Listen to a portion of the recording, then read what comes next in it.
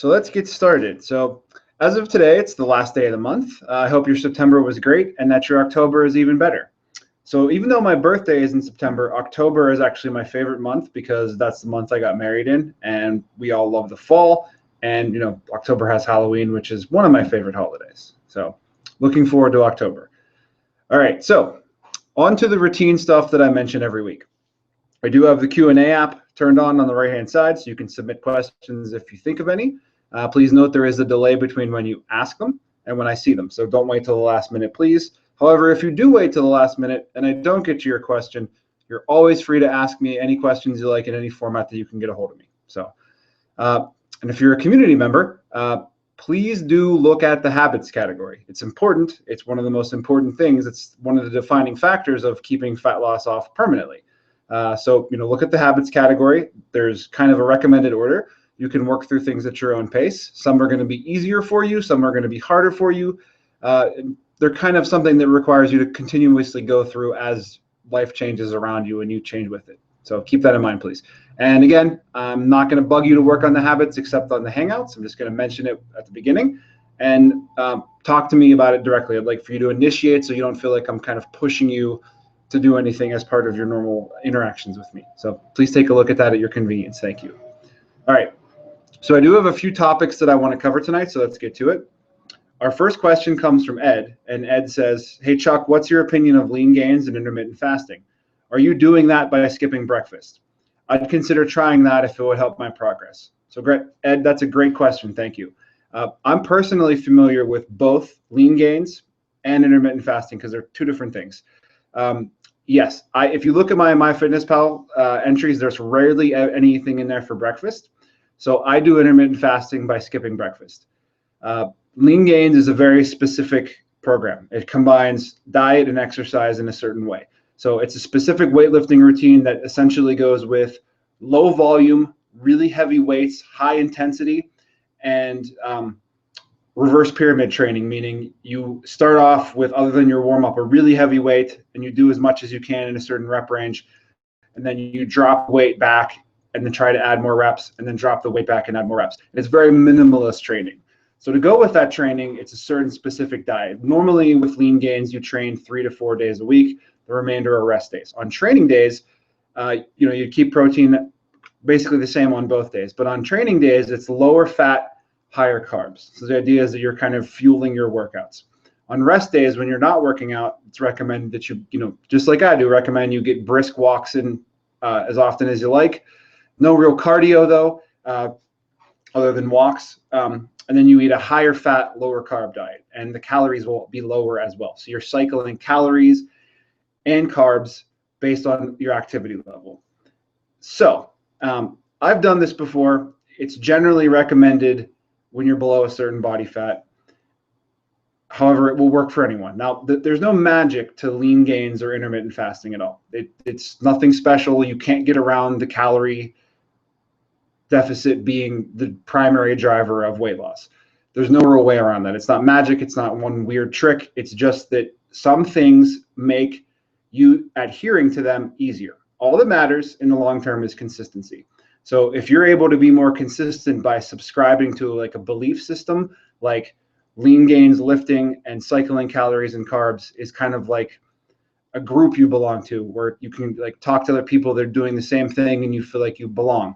So that kind of helps you adhere to that. So if that works for you, whatever gets you to be consistent is the system that you should go with. So that's why some people say low carb works for them. It doesn't work for everyone and won't work for other people, or paleo, whatever. Those are just systems to help you with adherence. The underlying facts still remain is that the calorie deficit and getting enough fiber are probably the most important.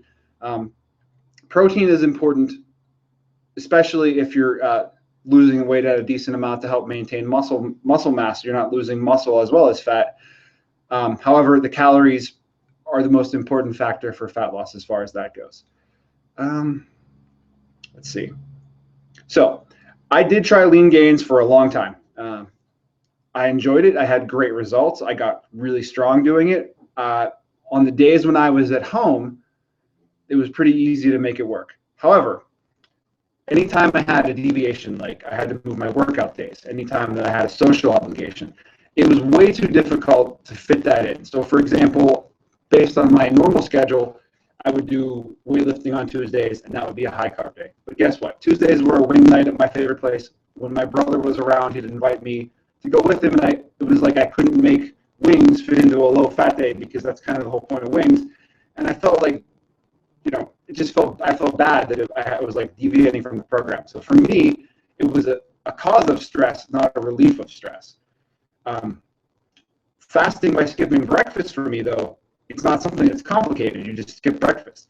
And that, for me, removes stress. I like having bigger meals in the evening because I'm less busy.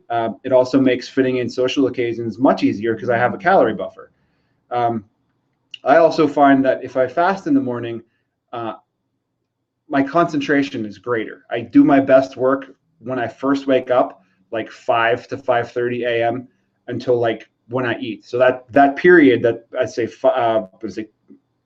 7 hours, is like my productivity is amazing. And after that, I'm kind of already starting to wind down by like 1 p.m. or so as far as mental activity. So that just works for me in my schedule. One thing I do want to mention, though, is if you're considering this, now I'm totally okay with someone that wants to do lean gains or intermittent fasting, just talk to me. It's not for everyone. One thing to be aware of, though, is once you start fasting, a possible side effect is that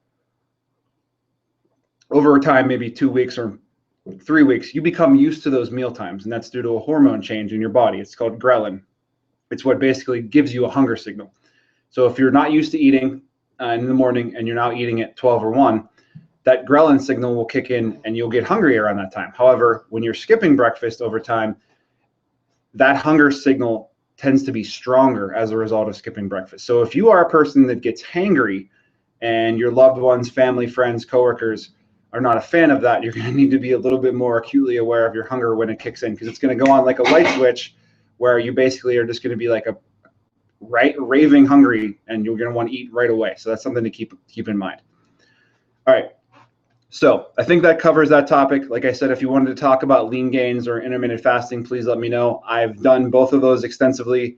I have many, many months of experience with lean gains. I wrote a guide for a forum that I visit for lean gains. I consider myself well-read and experienced on the topic. Intermittent fasting is basically, in the almost 8 years I've been doing this, I've probably skipped breakfast more than I've not skipped breakfast. So if you have any questions about that, please feel free to ask.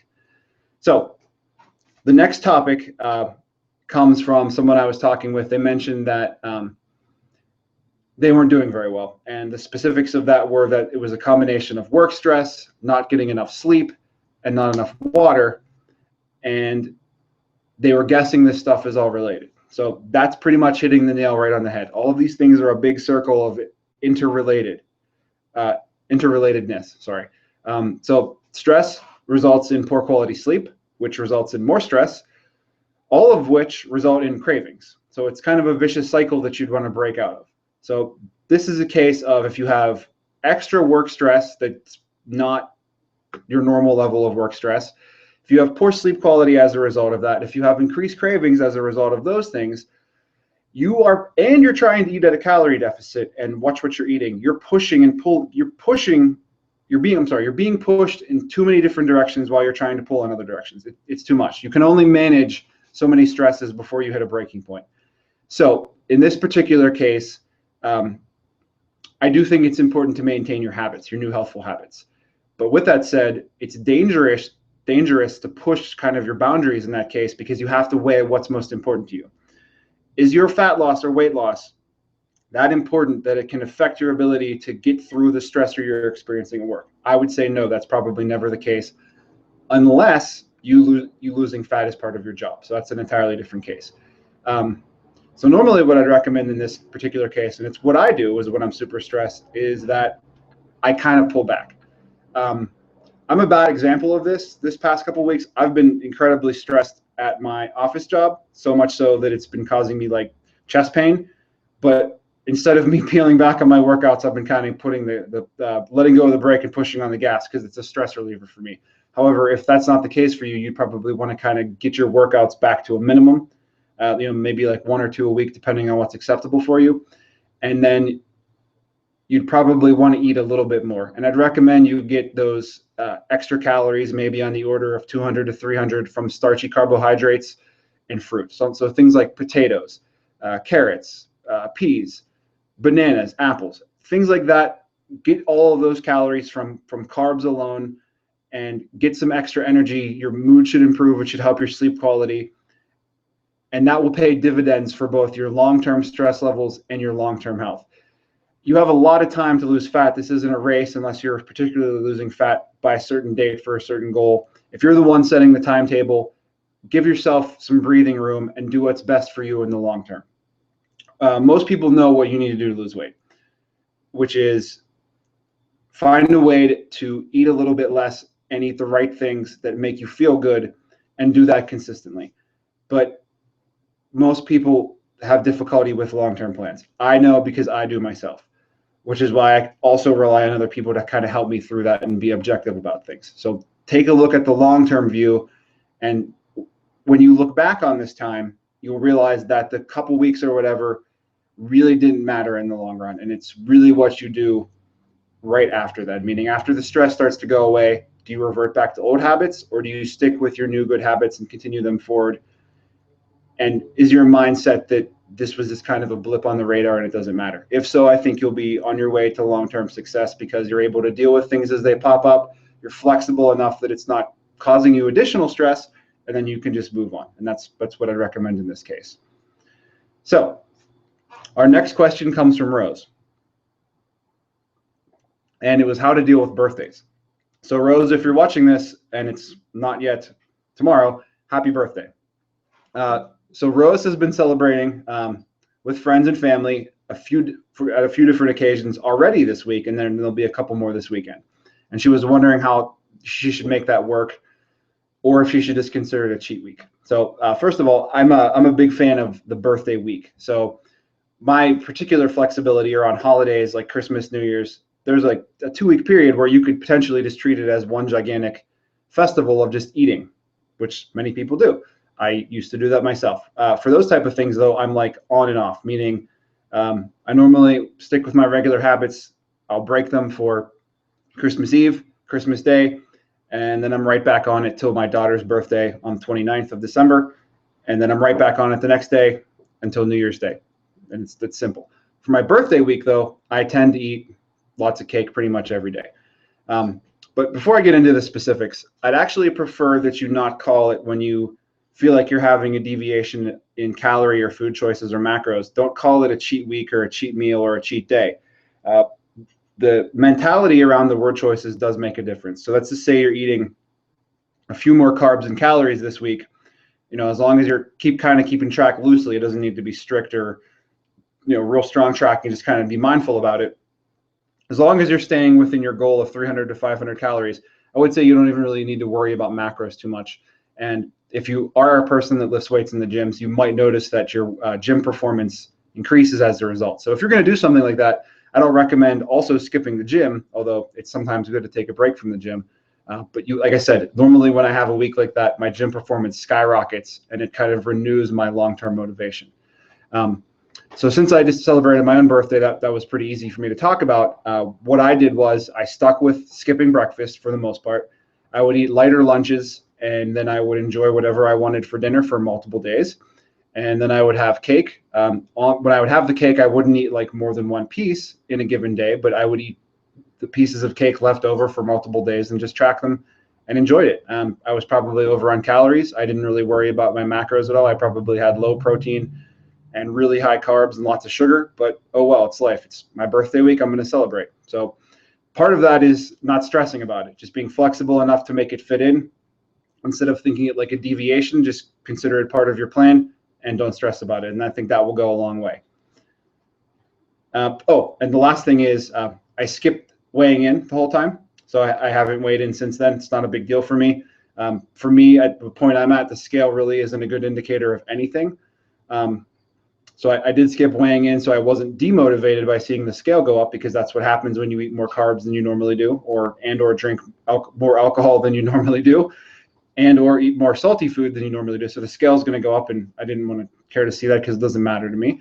And the important thing is that I immediately returned to my regular habits after I ran out of birthday cake. And that's really the most important thing, is don't stress about it, be flexible, and return to your habits after your birthday week is over, and go from there.